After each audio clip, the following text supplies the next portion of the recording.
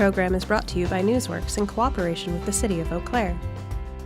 This program is simulcast on WRFP-LP 101.9 FM. All right, it's 5 o'clock. Should we get started? Okay. First, just thank you for coming in tonight. It's a beautiful, beautiful day, and we want to respect your time, and we appreciate the fact that we're here tonight to talk about the city's budget. Around you in the room here are all the departments and the staff, and I hope we all understand and appreciate the hard work that's gone in from their perspective to produce the balanced budget that you heard about last week from Jay, and we're going to talk a little bit more tonight. These folks work really hard each year to bring in a budget that frankly doesn't keep up with inflation. And they have to find new and innovative ways just to keep up with what we currently do, not to mention the increased service demands that we're receiving all the time. And I can assure you that they are very, very committed to providing high quality service with a value for that precious tax dollar that is received.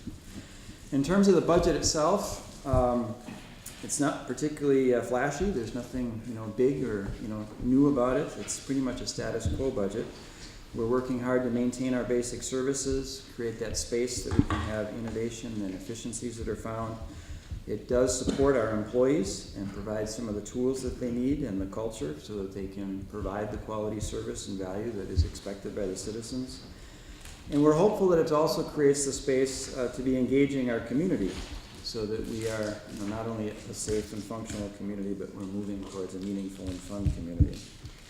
Tonight, before you is a little workup on the work session itself. The outcomes of what we'd like to have happen tonight is that you have a understanding of the key elements of the 2018 budget, that we can address questions that you might have related to the 2018 budget, and we can talk about and understand where you want to go in terms of scheduling and times as we go forward with the budget adoption process. Jay's going to spend a little bit of time talking about how we closed the gap. We had some changes that have come in at the last minute from the state that we need to talk about. We'll talk a little bit about the service requests that were granted in the budget, and then some of them that weren't. This past week, we did receive inquiries from several of you about the budget, and we're hopeful that that was helpful to you. And even after tonight, if there are more work sessions, we'll participate and work and answer your questions on that. But know that at any time between now and the budget adoption, if you have questions, you can call Jay or I, and we will be happy to sit down with you and help you feel comfortable with what's presented in this recommended budget. So with that, again, thank you to the staff for their work in helping put this budget together, and thank you for your time this evening. And Jay, I'll turn it over to you. Okay. Thanks, Dale. I apologize in advance. This presentation is going to be a little bit longer than I had anticipated, just because I think there are a few things that we want to get through that Dale described. And also, we did have a question regarding the fee and license schedule. I did send a link to that out to all of you, but I want to go through some of those areas of change as well. So I did add some of that to the presentation. But just by way of introduction, a municipal budget, the budget that we're dealing with, isn't all that much different than a budget you might have at your house. I mean, fundamentally, it's very similar. We've got sources of revenue, and in your household budget, you have sources of revenue. You earn money. You earn money from wages. You might earn money from investments. You might earn money from, I don't know, other sources. But you've got money coming into your household, into your checking account or your savings account to pay for things. And then you've got expenses. You've got bills. You've got your cable bill, your cell phone bill. You've got your mortgage, and those types of expenses. And then periodically, you might want to buy a car, and so you take out a loan on a car. when you take out a loan, that's very similar to what we do on an annual basis to pay for our capital projects when we go out and issue bonds.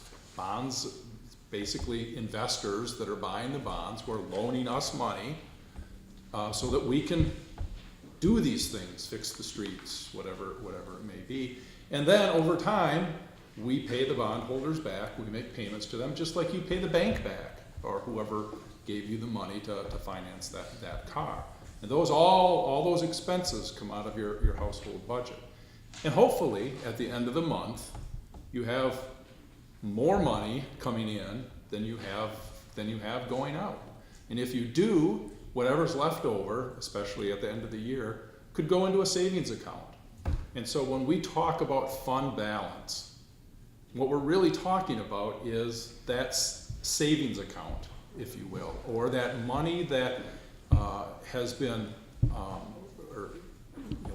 where revenue has exceeded expenditures for a year, that difference remains in our fund balance or in our savings account. So at its basic level, a municipal budget really isn't any different than your household budget. It's just we've got more sources of funds, we've got more expenses. It's more complicated, but it's also very similar. Dale talked about or alluded to some very recent changes that occurred at the state level that are going to necessitate some changes to the proposed budget that is before you. First of all, the governor recently signed the state budget, and that included a couple of provisions, one of which is a change to the levy limit statute that has to do with what we refer to as a negative adjustment for pre-2005 debt. So under the statute before the governor signed the budget, if the debt service on your pre-2005 debt went down from one year to the next, you didn't need to reduce that from your base levy. Under the new budget, you do have to reduce that from your base levy. So for the city of Eau Claire for 2018, we need to reduce our levy by $70,400 because our debt service on pre-2005 debt went down from 2017 to 2018 by that $70,400. Just to let you know, we've got about another 10 years, a little bit less than 10 years, 9 years of debt service on pre-2005 debt. The cumulative impact of that to the city of Eau Claire is $1.971 million. So over the course of the next 10 years or so, we're going to be able to levy nearly $2 million less than had this change not occurred. So that's just an FYI for you all. Jay? Yeah. But then if we had to borrow money to do some other things, but I'm not talking about operations now, the debt service from that could be added back as an additional. New debt service, yeah, post-2005 Right. debt service. But this has to do with pre-2005. I know, yeah. okay, but Yeah. Should we pay off that debt slowly then? Well, we can't, it's all, I mean, those payments are all structured or set at this point in time. So, I see. if some of that comes up for refunding, we could take, or refinancing, we could take a look at it at that time. And you do that automatically, right? Yeah. You check that out? Yeah, anytime something is eligible, it's usually in the last several years, the last 2 to 3 years of that amortization schedule. We go through that every year with our financial advisor. So it might not be that much cumulatively. And it's gonna be pretty darn close to that. Either way, it's Yeah, it's a chunk. thing for us. Yes. Either we hold it or pay it off. On the positive side, the governor's budget did include additional funding for general transportation aids. And the 2018 impact for GTA is positive for us of $360,400.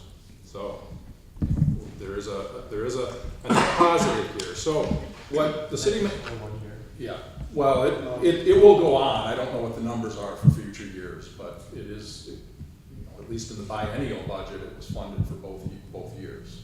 So hopefully it will continue. So what the city manager and I are proposing with these changes is that, first of all, we have to reduce the tax levy by $70,400 in order to continue to comply with levy limits. On the revenue side, then we've got the $360,400 coming in from the general transportation aids. So the net change on the revenue side is $290,000. Now, as I mentioned, it's general transportation aids. Those funds are really supposed to be used for streets or street maintenance, street reconstruction. So what we're proposing is that we increase the capital transfer for transportation improvements by $290,000, not spending more money overall on street maintenance or street improvements, but rather using cash to pay for those improvements rather than issuing debt. So this would then reduce the amount of debt that we would issue in 2018 to fund our street improvement program. So that's what our proposal is or will be for the use of these additional funds, and we think that's consistent with the intent of the general transportation aid program. So this does, when we reduce the tax levy by that $70,400, this does have a trickle down. Originally in the proposed budget, the impact on the owner of a $150,000 house in this budget was $29. It's now $27 per year, so it decreased the taxes on that $150,000 house by $2. And I didn't put a slide up like this before, but I thought that this might be interesting for you all as well. If we look at how that $27 is divided out in this budget, $3 of that 27 is going to operations. $17 of that $27 is going to debt service. And that is for debt that was issued in 2017 to fund the capital program. And $7 of that increase is going to fund the tax incremental districts, or pay off the debt and other expenses within the tax incremental districts. So a very small amount of this is actually being used to fund operations. Most of it is being used to pay for capital improvements, both within and outside of our tax incremental districts. So a little bit about the budget development process. And I just mentioned the prior year, but it's important to keep in mind that that debt service number in particular that's in the 2018 budget is being driven by debt that we issued in 2017. So when we make those decisions regarding our capital improvement plan, there's going to be a 1-year delay in when we're going to feel the impact on the tax rates and on the tax levy. But please know that those decisions do have an impact the next year on what the impact is going to be on the taxpayers. And there's very little, if anything, we can do at this point about that, because those projects have been approved, the debt's been issued, and now we have to make the debt service payments. In June, July of the year, the last couple of years, we've had a meeting with the city council to sit down and get budget parameters from you all, and that's a process we intend to continue in the future. I think it's a healthy discussion to kind of lay out where we see things at, where we think we're going to need to be as far as the tax levy goes, and what the impact may be on the property taxpayer.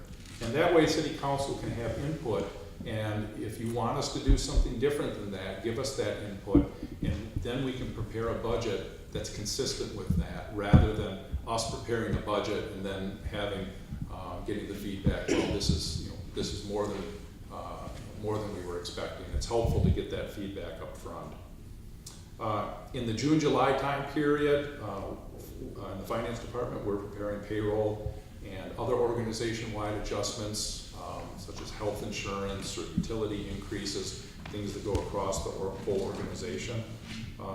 In August, departments are preparing their requests and their what we refer to as service modifications, or basically their changes to the budget. I think it's important to point out, as Dale mentioned earlier, that these, with the exception of that base payroll information, these budget requests come from the individual division and department heads and are submitted to us. They're telling us what they need in order to be able to operate or continue to operate, provide the services that they do to the residents of Eau Claire.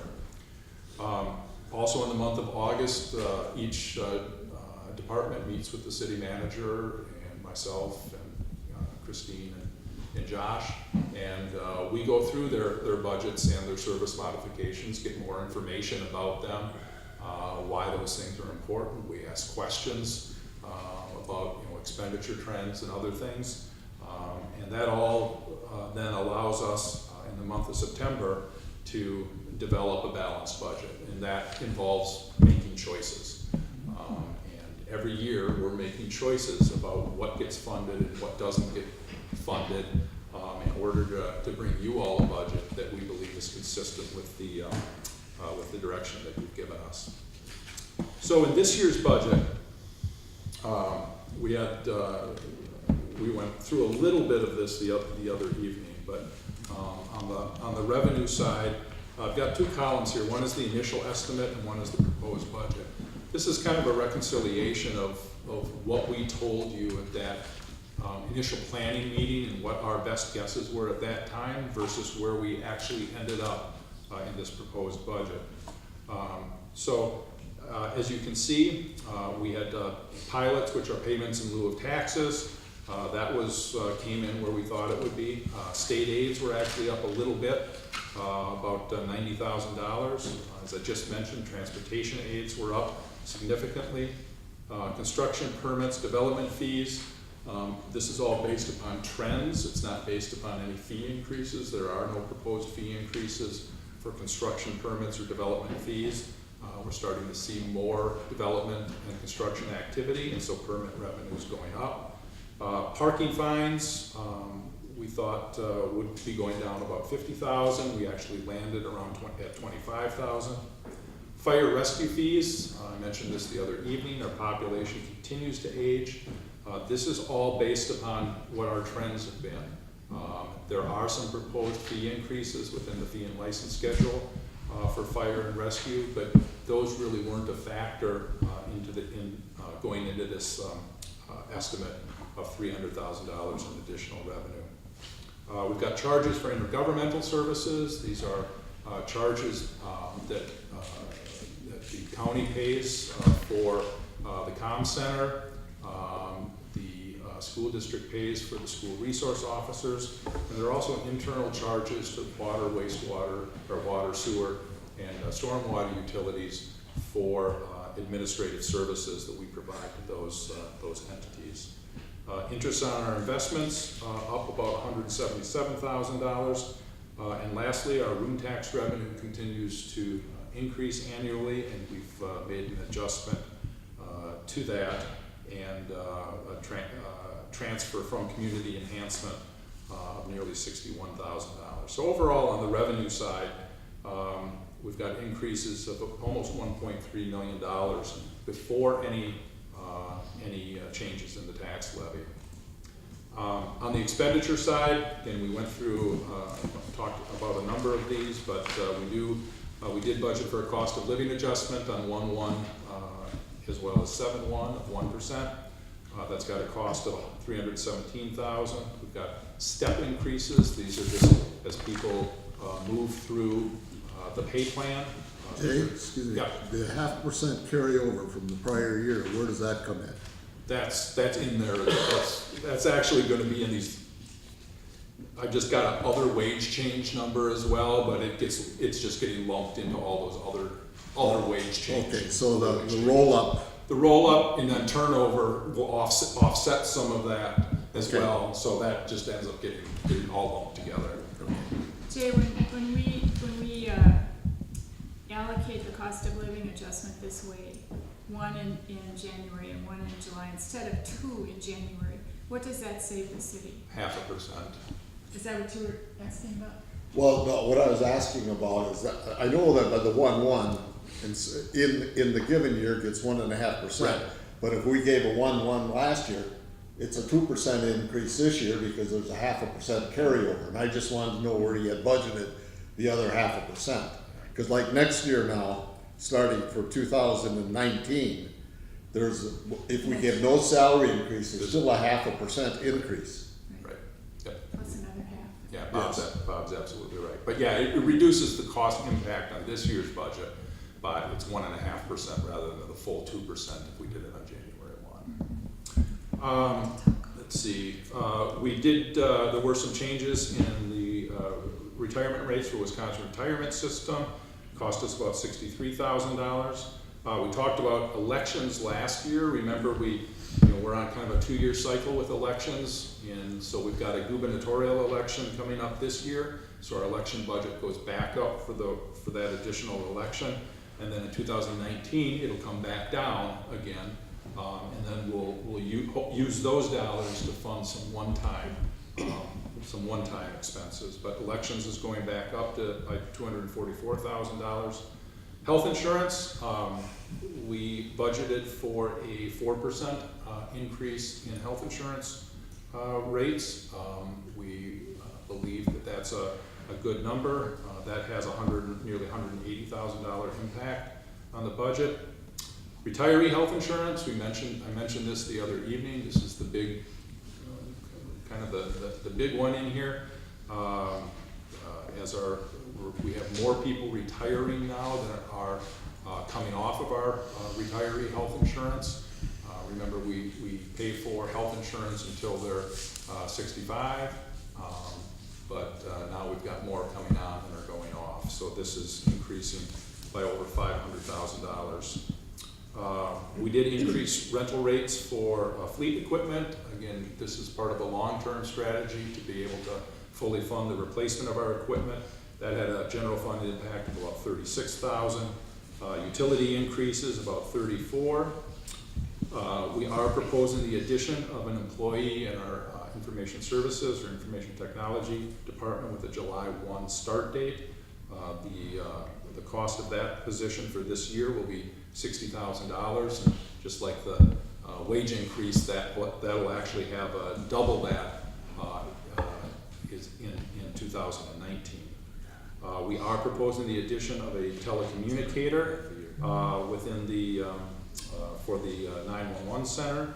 That cost is shared with the county. Computer service charges, recruitment expenses, repairs to tools and equipment. Those were all increases within the budget. I'm not sure why that came through as a negative number. These shouldn't be negative numbers. City facility rental went up by about $43,000. Supplies and materials did actually go down. Our transfer to economic development did go down from last year, but it is actually increased in terms of general fund support for their operations. The reason it actually went down was in the 2017 budget, we were funding land acquisition, and we shifted the funding for land acquisition to the CIP rather than in the operating budget. And our transfer to transit operating actually went down by nearly $48,000. Sorry, would you better explain that? Sure. Most of that had to do with reducing our budget for diesel fuel. Was what most of that impact was. Tom took a look at historically what we have been spending on diesel fuel and made a decision that we could reduce that budget. So that does then trickle down through to the general fund subsidy for transit. So We're not eliminating routes. We're not. There may be a small portion of this that does have to do with the proposed fare increase, because the more revenue we generate from fares, the smaller the operating subsidy needs to be. So that transfer is part of the reason why fares are being looked at to increase? Well, Well, fares are being looked at because our our subsidy to the transit system has been going up over time. And Jeff, when was our last fare increase? Was it 10 years? 2009. So it's been will be 9 years since our last fare increase, and that subsidy is continuing to grow. So. Could I ask, in the budget book, the city manager gave us the amount of $78,500 for the telecommunicator. That's the whole cost, county and city. Yes. Is that right? Yes. So that should be all that whole cost. Yeah, that's not all our cost. Do we do that 60-40, or how do we do that? How do we share with the county on that? It's 70. That one is split 70-30. 70-30. Yeah. We're the 70. No, we're We're the 30. We're the 30. What's the 78.5? What is that number then? That's the total cost of the telecommunicator. I'm not quite sure where the 44,000. Yeah, I will have to double check that because that math That's not- isn't working. It's like 24,000, Yeah. 25,000 is the city's cost of telecommunicator. Can I just follow up again? Yep. Is the cost for our operations on transit though is declining because diesel fuel is less expensive? Am I understanding that right? That's why we're transferring that back over?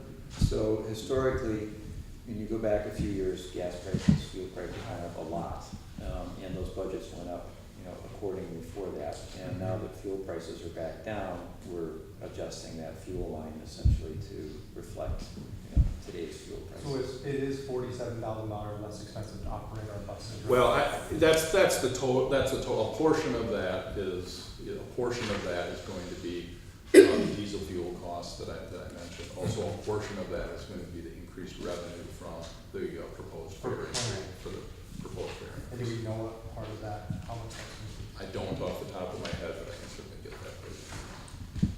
How many hybrid buses do we have now? Two hybrids. The new ones will be hybrid now, or? I think the new ones are proposed as diesels.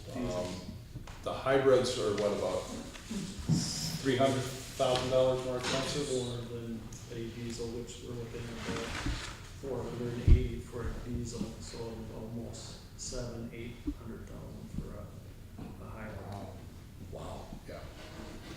So there is a payback, but it's a fairly lengthy payback.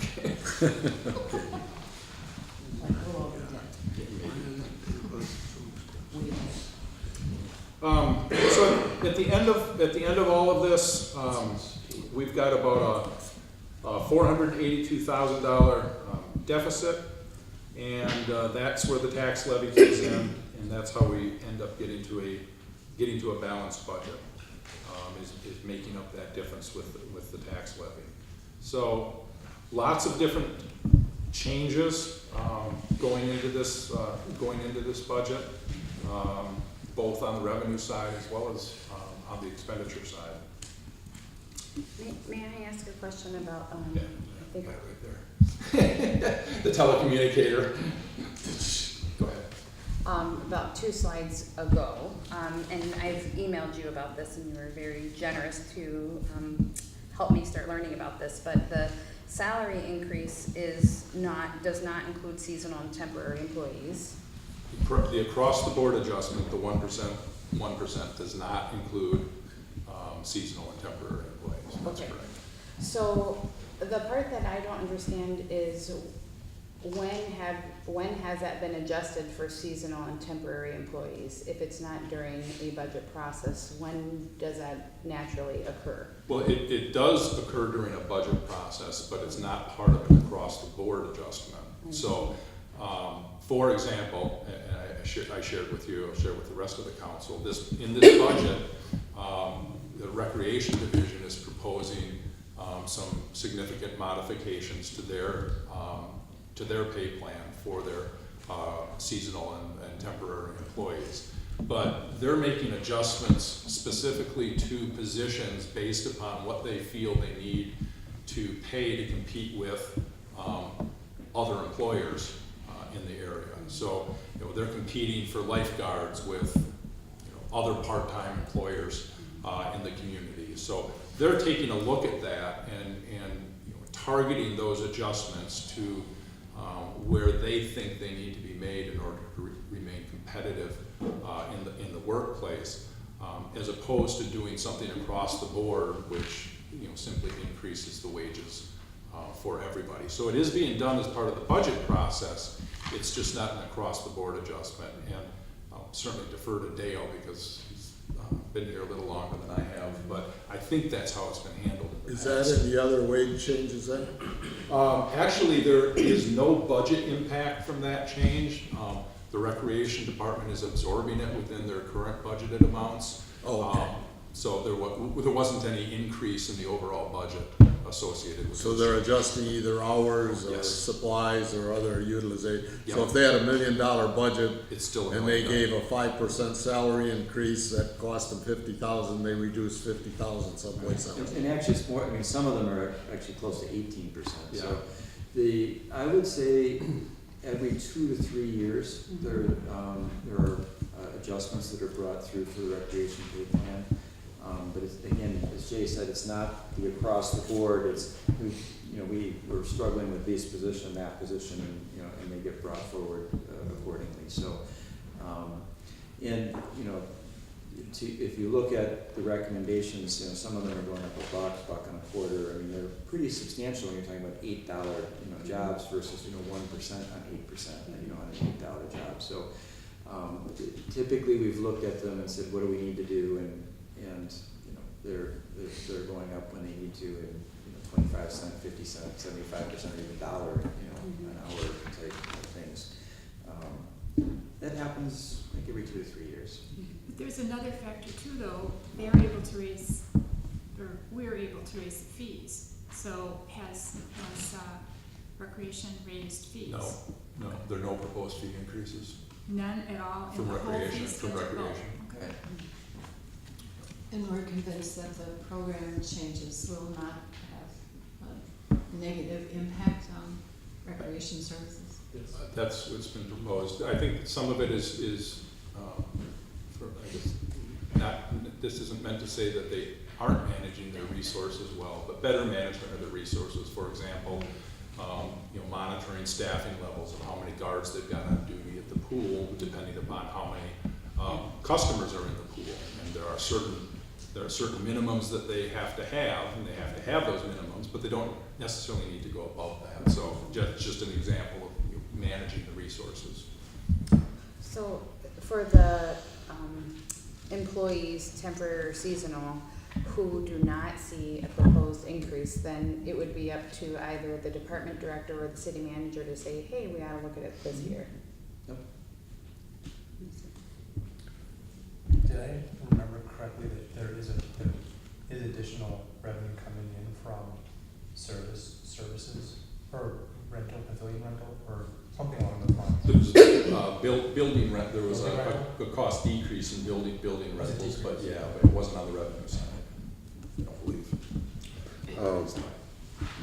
Those transportation aids, 340,000. Yep. Did they just say, all right, okay, you're getting 340, or was there some basis for this? Is it per capita or? No, there is a formula, and the formula is based upon how much money you spent in the previous years on street maintenance and how many miles of road you have within your community, and then based upon that, then they multiply some things together and then multiply by the total pot of money that's available. And because that total pot of money increased, the aids to Eau Claire increased. Thank you. Can I ask one other question about some of the benefits in the with the new budget that was adopted from the state? And I emailed the city manager and the city attorney about this. Some of the domestic partnership benefits are going away. Is that reflected here in the budget for any financial impact? No. Is there a I mean, financial impact? in that, to the extent that the number of people that we would have that are that are impacted by that is very small to the total number of people that are on the health insurance plan, so. That was not, I mean, we didn't talk about it, I don't think you know, so we're not anticipating that that's gonna have a big change for us. And we get changes on health insurance that occur throughout the course. People get married, people have children, and we can't predict it, and other things change. People get divorced. Yeah, Unmarried. So those things occur throughout the year. Kids turn 27. It's within the variation that we would expect. So this leads me, I asked this question before, but I forgot what you said. So what do you budget? Do you budget for full family for every employee? No, we budget what they currently have. If we know something's going to change for sure, like somebody's pregnant, I'm not looking at anybody. And so they Or they've told us or they've told us they're going to get married or something, or they're going from a single to a family. If we know it, we'll budget it, but otherwise we budget what they currently have. And actually, we had a little more advantage with that when we had a July renewal date, because people would be making those changes with the July renewal.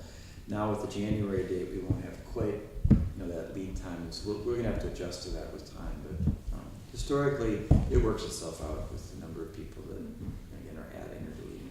But what is the total number of employees? 492, I think, or 93. That's head count, 490, which would be pretty much FTE. Was it 495. 495? Right. And that's pretty much FTE too, we learned. Yep. Pretty much. Yep. Which I would point out is fewer employees than we had in 1980 in this organization. Mm-hmm. Thank you. So what Every year we trot out that data. We do. You notice we got rid of that goal in there. Yes. Yes. So what happens if you're budgeting for somebody who has a single or a limited plan, they decide greener pastures await them, they leave the organization, then you have somebody who takes out full family, the benefit changes for the organization might be $20,000 difference. How do you reconcile that? There's going to be other changes. Those changes just occur throughout the course of the year.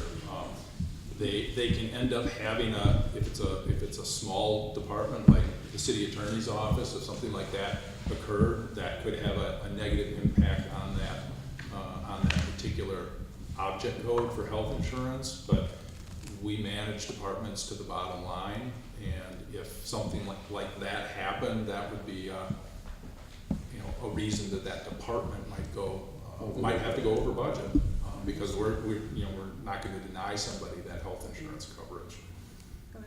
But in a big department like the police department, they've got people coming and going all the time, and it works itself through. Okay, thank you. Questions? So some of what we refer to as service modifications, or the changes to the budget outside of just normal wage changes and utility increases and those sorts of things. As I mentioned before, we did add a telecommunicator, and I do have the numbers here correct. $78,500 total cost, city cost of $23,500. The strategic plan update, we're budgeting $10,000 for that. We're going to be implementing a new payroll module that will allow employees to enter their time directly into the payroll system, also be able to check leave balances and other sorts of things. That's got a organization-wide cost of $84,800. Not all of that's general fund, some of that's assigned to the utilities and the library and health department and others that use our payroll system. We've got a update to the pay plan proposed for $10,250. Our IT department has had a great amount of turnover within the last year, and as a result, they've got a number of more junior employees and need some additional staff training resources for those individuals. So we increased their training budget. We've got various position reclassifications throughout the organization. There are several that are lumped into this amount. That's nearly $10,000 for those reclassifications. We are adding that position to our IT or Information Services Department. We budgeted $60,000, and that's proposed as a July 1 start date, similar to what we did with the budget analyst position in Community Services this last year. A couple of equipment needs, EMS equipment and fire equipment, $10,000 a piece. In our CIP, we have historically budgeted $20,000 to repair parks equipment, playground equipment, and buildings that may get damaged or vandalized during the course of the year. I've never been particularly comfortable with this in the CIP. In my opinion, this is an operating expense, not a capital expense. So we are moving this from this funding for this from the CIP into this operating budget because it's really not creating a new capital asset. It's just fixing a capital asset that we already have. With additional new hires and employee screening, we're doing additional background checks and proposing to go to a different vendor for those background checks. That's got an increase of nearly $9,000. Planning to do another aerial survey of the deer herd to see how our deer management practices are going. We got $3,000 budgeted for that. Yeah, sure, yeah. When the trees are off, or trees are off the leaves are off the trees. Fly right over Dale's house. Yeah. We did budget an additional $25,000 for additional community service officer hours for parking enforcement. We are planning to replace a popcorn kettle and chest freezer for the recreation department at $2,000. Mentioned this before, we're continuing this transition of the economic development funding from the one-time Uniroyal funding to a more stable, ongoing source. So we're directing an additional $66,000 of general fund dollars to fund the economic development division. We've got some hazardous material equipment. This is being funded through the hazardous material grant. That's about $10,000. Every 5 years, we have to update the transit development plan. The total cost to do that update is budgeted at $95,000. The city's share of that is $19,000. And then lastly, a couple of pieces of equipment and central equipment. We've got a floor crane at $2,300 and a air conditioning refrigerant recovery system for $4,600. So these are all the service modifications that got approved. Remember I said, we go through this process with division department heads, we sit down, we ask questions, Dale and I sit down, we go through all these requests, and then we figure out what we can do and present to you all a balanced budget. So this is what we were able to fund. There were various other requests that we were not able to fund. Other employee reclassifications, those totaled a little bit over $32,000 that we were not able to fund. Office furniture, there was a request at $125,000, which wasn't funded. Our information technology department requested, I believe, I think that's an additional 5 positions that were not funded. We did fund the one, nearly $500,000 for those. Additional police overtime hours, nearly $120,000, which were not funded. And then operating costs associated with smartphones at $54,000 that we were not able to fund. So still some pretty large dollar amounts, about $750,000 or so that we were not able to include in the 2018 budget. And just wanted to run through the fees and license schedule quickly. Not going to go into it in a lot of detail unless there are questions, but I did go through kind of each of the categories. Within cemetery fees, there are several $10 changes within that to various fees having to do with, primarily having to do with burials. Business licenses, restaurants, refuse fees, alarm, fireworks, parking fees, street openings, plumbing Cemetery fees. fees primarily. No with changes. Burials? Yeah. What else would there be? Oh, well, there are other things. Sales of lots. I see. I'm sorry. Yeah, there are. Is there, Oops. can I go? Yeah. The fireworks, piece, I know that we've been in touch about, some suggestions that were gonna be made about trying to get a handle on fireworks situation. There was one, has that already happened, and then was a fee increase? One of the things, if people are fining for having fireworks, or is this a different, this would be a different thing? Yeah, these are charges to, for licensing, Right. and to the extent that there's fines or forfeitures for, doing a violation, that's a separate ticket. Separate category. Again, a lot of no changes here. Building permits, electrical permits, HVAC, tanks, fire prevention, plats and plans, antennas, satellite dishes, zoning fees. No changes to any of those are being proposed within the fee and license schedule. There's a slight increase in our stormwater fees, and that's just the increase that's necessary on a per ERU basis to recover the budgeted expenditures. Ambulance fees, there are various increases within the category of ambulance fees.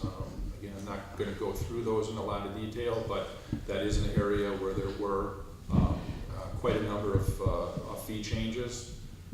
Within our miscellaneous department fees, we picked on the dogs, and there is a proposed increase in the dog park fee. Within fire apparatus and supplies, there were several changes within that category as well. No changes to special event fees, no changes to Hobbs or Fairfax. And then there are various changes to health department fees, but just remember that those are set by the Board of Health. And the Board of Health does review and approve those fees. The City Council does not have any authority over those health department fees. And I did purposely skip transit fees. There is a proposed fare increase included in the fee and license schedule for transit. You all are probably aware, but that proposed increase was reviewed by the Transit Commission, who did make a negative recommendation concerning the fare increase. Ultimately, the revenue from that has been included in the proposed operating budget, and it is again reflected in the fee and license schedule, and will come before you all to make a decision when you're asked to adopt the operating budget. If there, and we'll talk a little bit about this in just a minute, but if there is interest in amending that so that fee increase does not occur, we would just ask that council members submit that as part of the amendment process so that we can go through and because that will require us to make some adjustments to the transit budget in order to because there'll be a revenue decrease associated with that. Well, could someone just explain the fare increases a little bit and what they are and why they're being proposed? Sure. Jeff is here. Just happen to have someone here who can do We're this. going to have a handout. Some handouts for you. Was that a setup? I'm glad I asked about it ahead of time so that you were able to be. Didn't want to spring it on you, Jeff. Well, thank you. I And appreciate the heads up on that. This was not a suggestion that I mean to amend, I really just. No, wanted to- we didn't take it as that. But that question, Thank you. whether that question came up tonight or came up at the night of the budget hearing, it was going to come up. So. Certainly so. I think it's important to look at how we came up with the fare increase. As Jay mentioned earlier, it's been since 2009 since we've done a fare increase, and we don't like to do them every year because then you're doing very small incremental changes. And so we wait a little bit so we can make a full increment change. But I think it's important to look at the reason why we're looking at a fare increase is if you looked at the cost comparisons from 2009, when our last increase was, to 2016. Our fixed route expenses have gone up 24.5%. Our cost revenue hour has gone up 28%.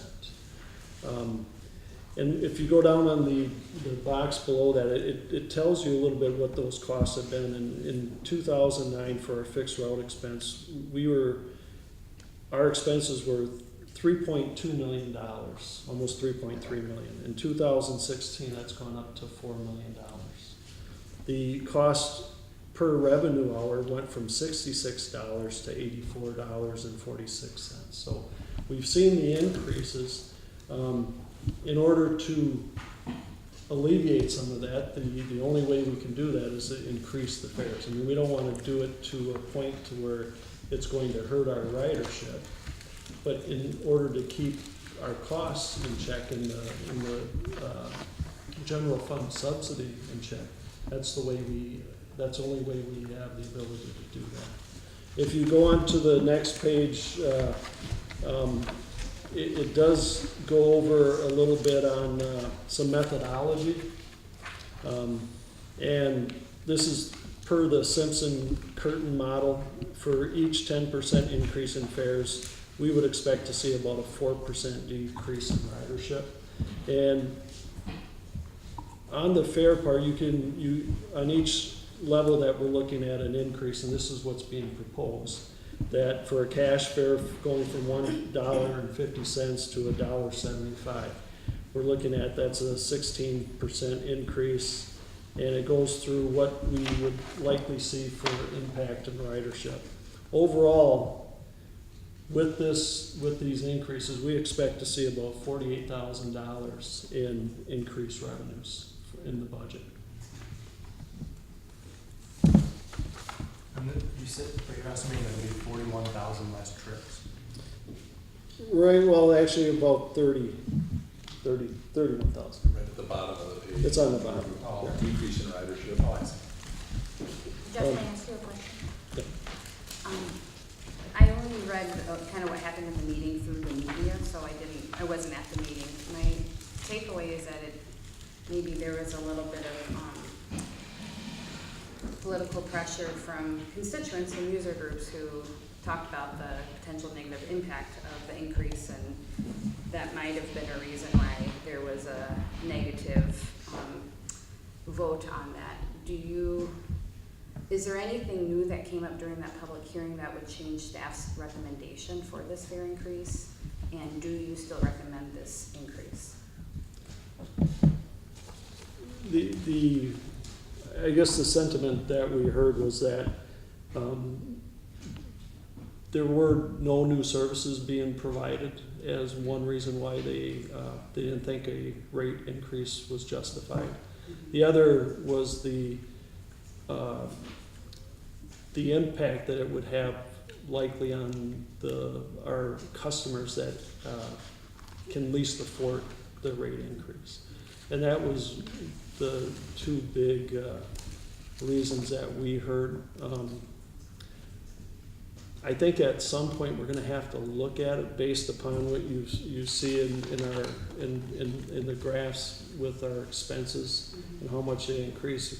We're going to have to make a decision at some point to increase the fares. And 9 years coming up, certainly it seems like it's about the right time to do it. Of course, that's a decision for the council to make if you believe that it's the right time to make it. And we do expect to see some impact in ridership, but that seems to happen initially, and then it will come back.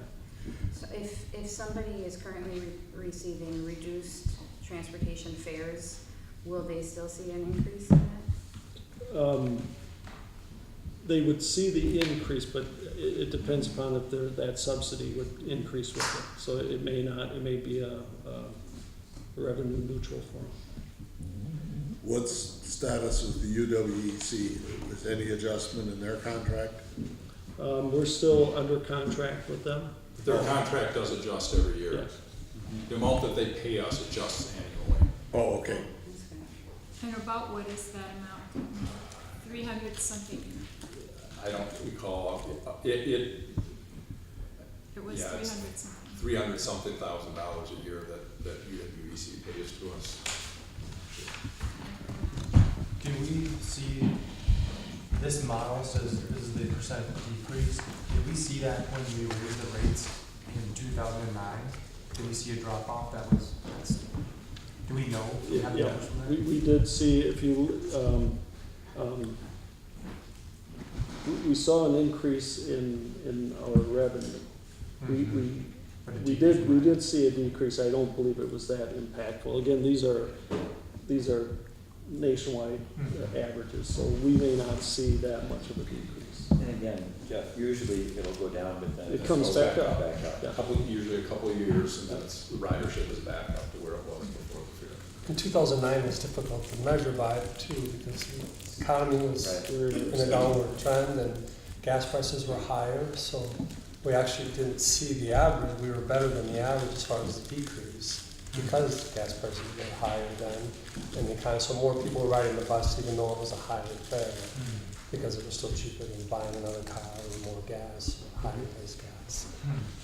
I sit on the Transit Commission, and just to give you a little bit of insight too, it was a 5-3 vote. And you're right, there were speakers there that spoke about the hardships that this was going to bring about to certain demographics. I think one of the other people that voted in favor of it also mentioned that even though we're increasing the income by $48,000, all we're doing is reducing the deficit by $48,000 and actually receiving less in subsidies or grants or funding. So, and again, that money, whatever we are saving, is not being put towards something. So the people that voted for it seem to focus on that. They talked about maybe trying to find another way, not raising rates, but trying another way to subsidize that income that we could be gaining. And then those that voted in favor thought that by raising the cost at this time, it would decrease the ridership, and now more than ever we feel like we need to not decrease the ridership. We want to see an increase in ridership. We want to see more people riding the bus, and those that voted against it thought that this was going to have too great of a negative impact on that ridership. But I think there was enough support there that was going to say the opposite. That, we're still going to see the ridership and the number of people riding. Does ridership mean trips? Not 30,000 people, it means 30,000 trips. Round trip, or however you define that. Trips or transfers. We don't really know how many people that is. No, I It's mean, not how it's counted. right. It's not how we right. Yeah. The other graph that we have is looks at the general fund comparison between 2002 and 2009. What we did see in those from 2009 to 16 is that we've seen an 11% increase in our general fund subsidy to transit over that time period. Again, those are some of the things that we were looking at and making a decision on proposing a fare increase to the city council. Just so I'm clear on this graph, is that That's an average per year. okay? Does this stay? General fund transfer is compared with other departments is roughly the same as with transit. Do we know? Well, the general fund transfers only go to the other funds like Hobbs, the pool, transit, and generally speaking, the subsidies for transit have been increasing Higher than those others. higher than the others, but the others have been, I think, a little more flat or stable. There'll be variation in them, like at Hobbs or the pool, I mean, they go up and down, seasonally, but they've been relatively flat or maybe even decreasing in terms of what the general fund subsidy has been. Whereas transit has been a continual increase in the general fund.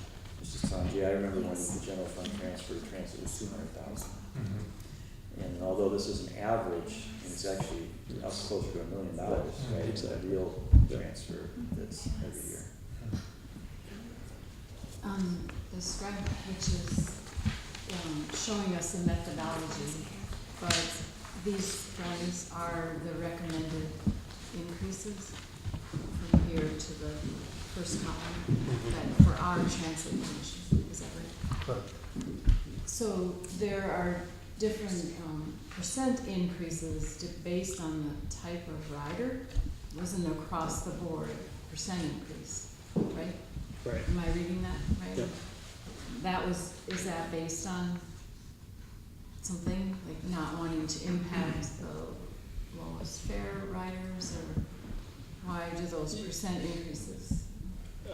Yes, I believe that's correct. When we looked at the elderly and disabled, you look at it as being, you know, a little bit less than Yeah. perhaps the student fare Yeah. and the cash fare.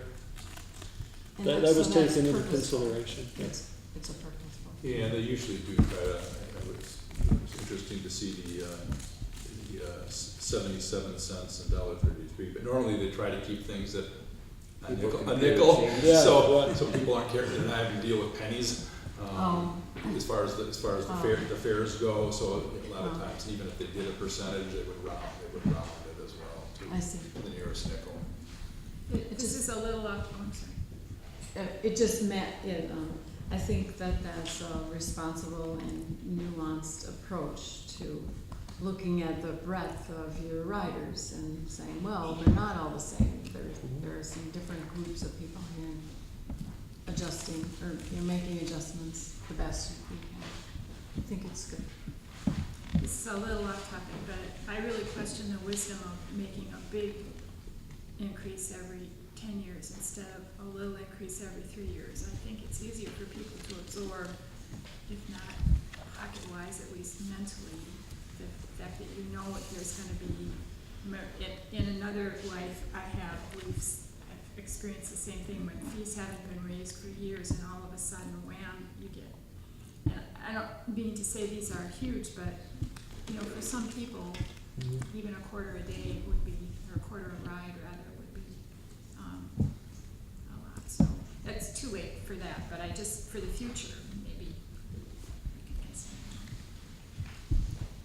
What percent of the passengers that ride public transit buy a monthly pass? Do you know? What percent buy a monthly pass? I would say there's quite a few. We do sell a lot of passes. I can get that information for you. I can have it broke down. The full fare and half fare prices, those are monthly passes? Okay. We can get you a breakdown Yeah. of all that. It might be helpful, but it's quite a savings to buy a monthly pass. Yeah. Yeah. One of the things that I wonder, and maybe it's too late to do this, maybe it's not, but 30,000 less trips. I'm thinking about some of the folks that are downtown that maybe are making trips to a grocery store or something like that, who may not be making those trips. And the health impact of something like this. And I think it'd be interesting to either get perspective of the City County Board of Health or from the health department about what this kind of thing means. It's not just a dollars and cents thing, but 30,000 less trips could actually be an impact on people's health, potentially. Or maybe I'm thinking too broadly, but it does seem to me like there's something for us to know about. The other thing is Transit Commission, a 5-3 vote. I know that by state statute we have to have a Transit Commission, but is their role is just as an advisory? So, and normally in the past, have they voted up transit increases? Is this an unusual thing that they voted it down? Well, Do we know that? I'd have to go back and look. I'd have to go back to 2009, 2009, so. I think it was voted down, but yeah, okay. Is this chart, is this actual or is this just what would happen based on the Simpson-Curtin model? That's based upon that model, so there's no telling that that's going to be the number. So It we could don't know be, actually it could what be will happen. significantly less, Except And- the and first looking- two columns. Yeah. are Yeah, and looking at rounded, this Right. sheet, the bulk of the passengers are in the full fare and the half fare, or, you know, in the bottom one is where the big numbers are. I don't think those will materialize, because if you go from $45 to $50 a month, that's a pretty nominal thing based on if you're taking a huge number of rides. So, and the same thing with the 23 to 25, they're gonna lose 6,000 riders, but they're only changing at $2 a month. That's pretty nominal, and I'm not saying that, you know, that's not a cost to the individuals, but it's still pretty nominal in the total picture based on the number of rides they're taking. You're talking there, if they're taking 55 average rides, that's what, 3 cents, 4 cents a ride? It's not like we're talking a huge amount there. And that's where our biggest decrease is, so I think that ridership number is a little, It's worst case scenario. I think it's a worst case scenario. Yeah. We can, we can certainly go back and check and see if we have data from, 2009, 2010, 2011, to see what the impact was when we made those fare changes at that time, as well, to see how it compares to what the model says. Is it too late to get input from the health department? I know there was the data. Yeah, I think that kind of health impact assessment of that kind of a policy decision would be tough to do quickly, frankly. We could see if it's been done in any other communities to see if there's been that kind of a look at specifically fare increase and potential impact. And we're willing to do that, but I think a specific, what would be a health impact assessment for that policy change here, I don't know. We wouldn't be able to get it done in time for this budget, I think. Well, I guess we'll see what we can do. Let's see. But I'm happy to look at it. I have another question. Is the general transportation aid, is that applicable to public transportation or solely roads? Solely roads. Okay. There's a different program for public transit. Okay, thank you. Have we, you're negotiating with the university right now, so we know the impact of the Haymarket landing on the ridership, student ridership, university student You mean ridership. what we have for increased ridership because of Do that? we know that yet? We'd have some data. I can get I that don't for need you. to know, I just wondered if you knew that. Or Not off the top. But that'll go into this calculus next. Next time we negotiate the. This was a test, Jeff. That'll be- Yeah, not 9 years, but in 2 years, when we're renegotiating. There. The So university stay on the ridership, transit commission, Terry. the university ridership though is the one sidewalk that has grown and continues to grow, where everything else is on a downward trend, so Yeah. it has been a positive thing, and they attribute a lot of it to the confidence building in the Haymarket, so. I think if we see the university or Blue Gold build additional off-campus housing units, whether that's out on Menominee Street or wherever, you'll see that continue to happen, because those students are going to need to get to campus. Thank you Great for all discussion. that. Thank you for all that. So the last thing I had is, last thing I had was just to remind folks of what the budget calendar is. It's October 17th. We've got 2 additional work sessions scheduled. If we need to have them, we're happy to have them. We want to make sure you get all your questions answered.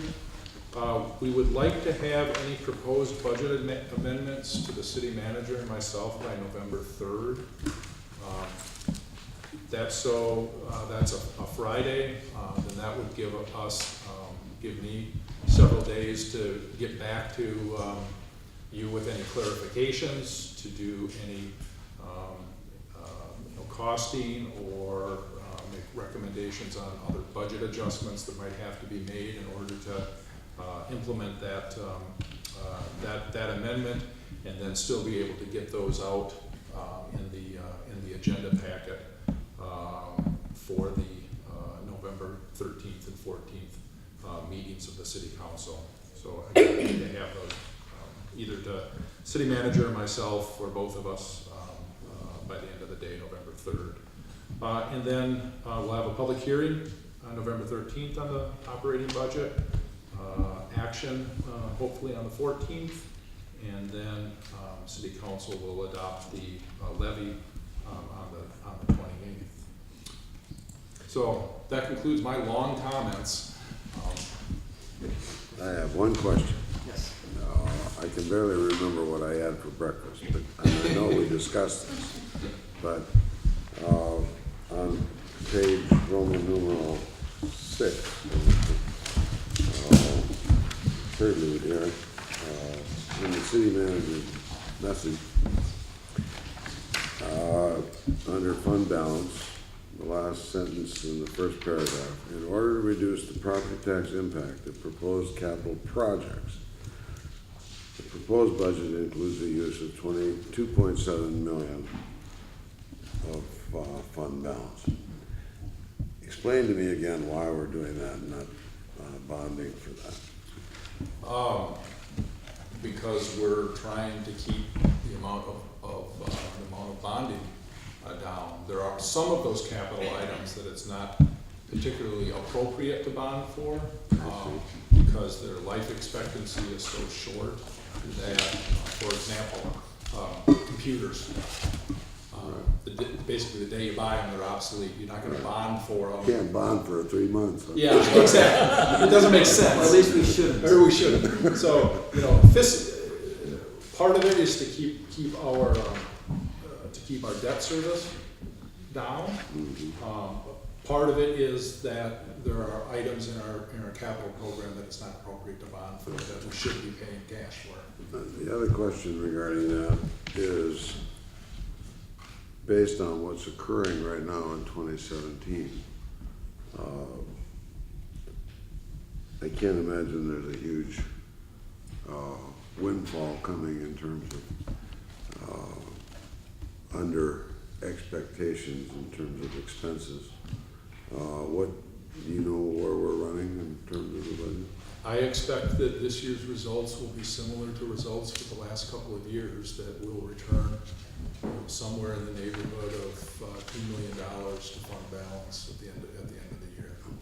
So that, again, that's the way that we replenish fund balance, and then the next year we plan to use some of it, hopefully our results are a little bit better than that, but at this point I think we'll be somewhere in that neighborhood.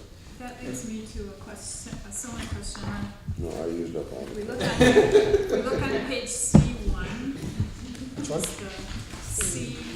C as in city. At the bottom there, the unassigned fund balance,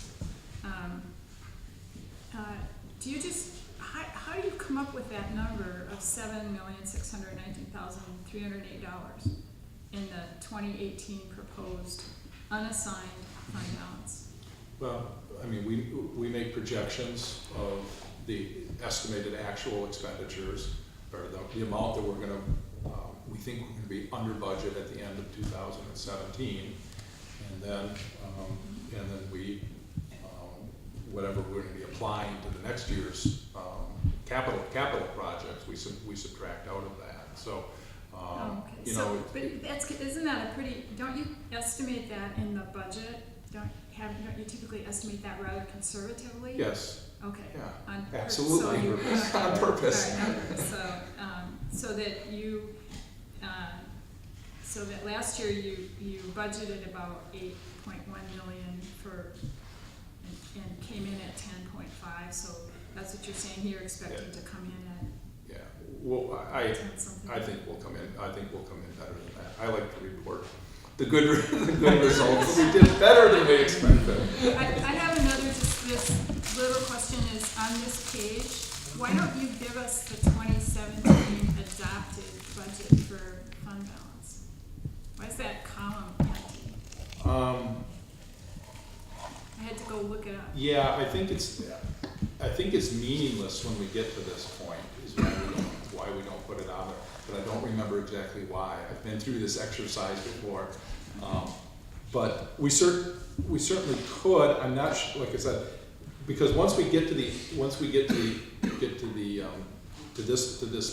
we're really going off that projection at this point, because that's what carries forward into the 2018 proposed, is that projection.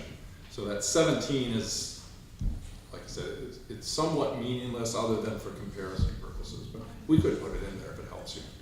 It might be beneficial from the standpoint that it gives us, okay, how good a guesser are you? But now, I got another question too. Going back to this transit information. When we get the subsidy from the state and the federal, that's based on expenses only, or is that based on net expenses after revenue? No, it's based upon expenses. I think it's expenses only. That's what I thought. Yeah, so, I don't think so it's whatever net we do with rate increases doesn't affect, I don't think so. other than it reduces our portion of the deficit that they don't pay for. I believe that's correct, but we will double check and get. Isn't ridership a factor too? No, That's it's not just net. based on expenses. I think it's just a It's a percentage, percentage of of something. expenses. But I didn't know if it was net expenses or actual expenses. I'm pretty sure it's gross. Okay. But we Can will I- double check and get back to you. Can I just, I need to head out, I have to go back to work. But I just for, I think the conversation will come up of should we meet again, what are people's preferences? I'll tell you mine, I think I've appreciated this new process of, I think less meetings. I don't personally feel like I need to meet again. I feel like I have a good pathway to communicate. So, whenever you guys talk about that, that's my 2 cents. Thank you. Good night. And along those lines, as Dale said before, even if this is the last, formal meeting, if you have questions, please shoot either of us an email, give us a call. I like coffee. We'll. For bribery? No. I buy my own For a coffee. meeting. But I drink tea. But more than happy to sit down with you or exchange emails with questions and other things, because we do want to make sure you're all comfortable with where this is at. Can I ask a question on the same page, C1, just an understanding, probably more than anything, the personnel services and the contractual services, is that the increase from the 2017 projection to 2018 proposed for personnel services seems less than the increase for the contractual services, by percentage. Are we doing more of the contractual?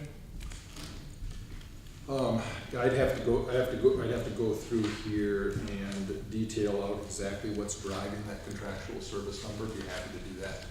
But generally speaking, that's going to be that's not contract labor. Right. I want to be clear on that.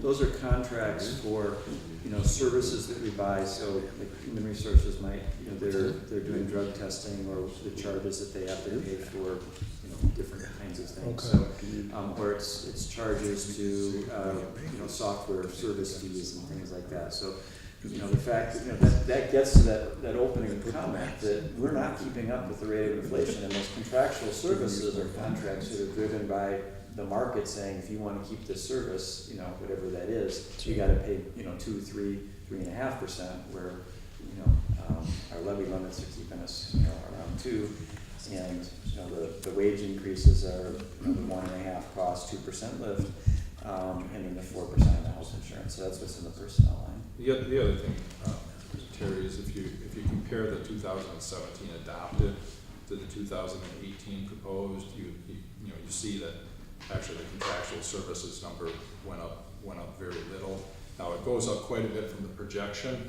Contractual services are a lot more variable and expense than our personnel services are. I mean, when we budget the personnel services, we're going to be pretty close on what that number is. Granted, we're going to have turnover throughout the course of the year.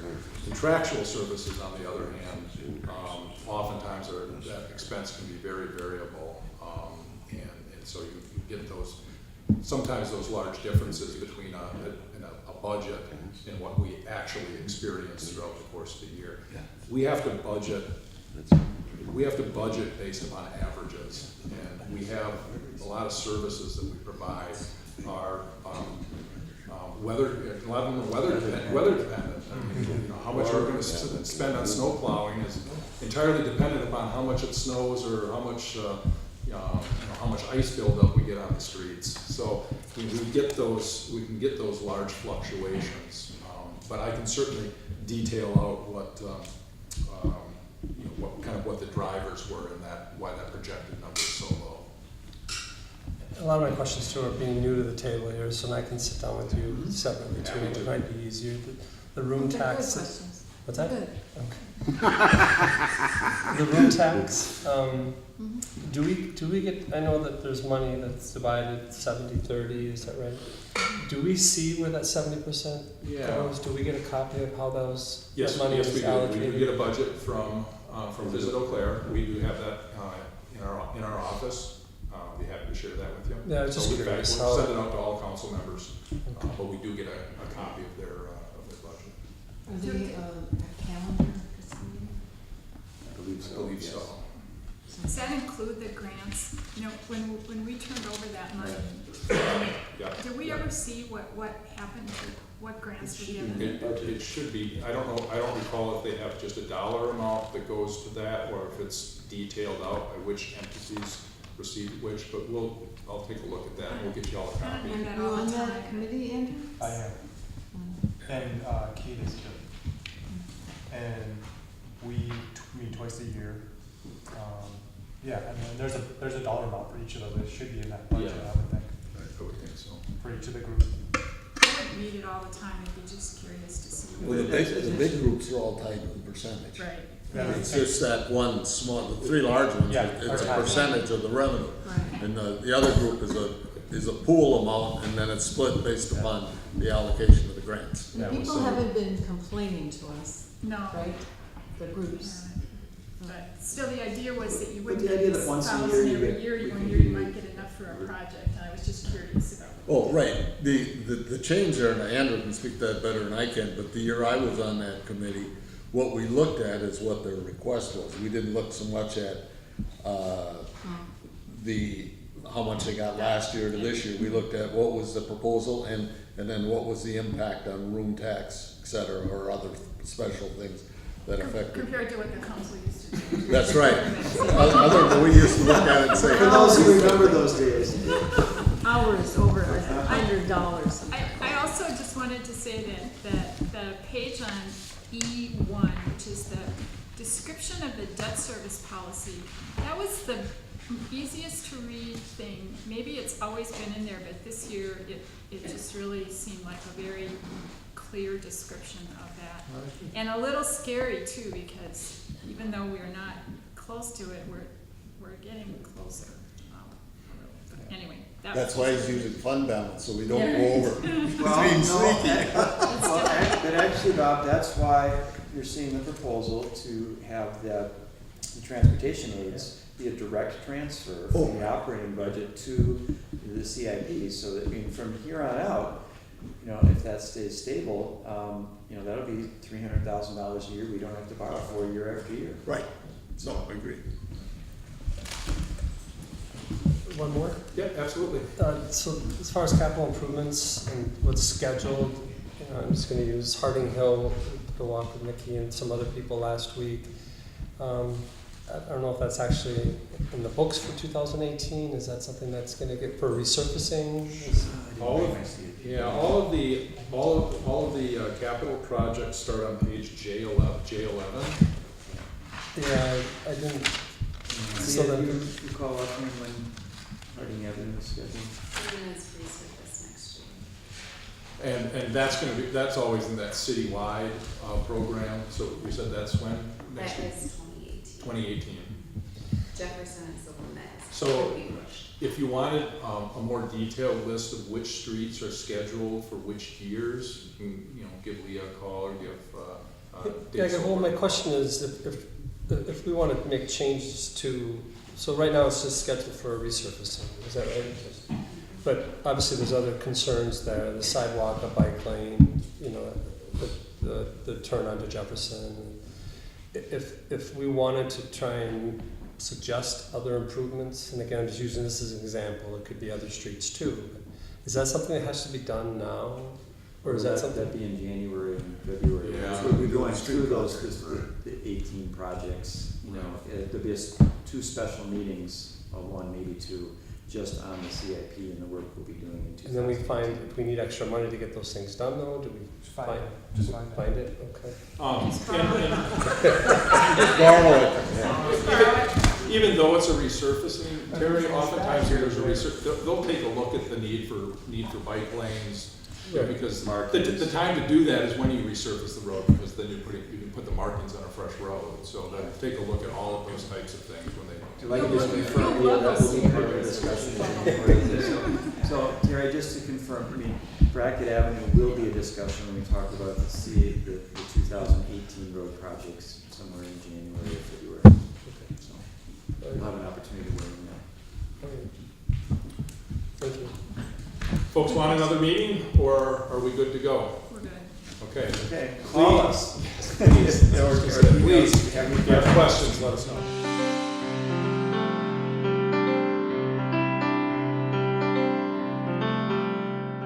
This program was brought to you by a cooperation between Newsworks and the City of Eau Claire. A transcript of this meeting is available for the hearing impaired. It will be available within 7 days of this telecast. Call 715-839-4912 or TDD 715-839-1689. Or write Eau Claire City Clerk, P.O. Box 5148, Eau Claire, Wisconsin 54702-5148. Newsworks is made possible by continuing community support. If you would like to volunteer or make a donation, please contact us via phone at 715-839-5067 or online at valleymediaworks.org.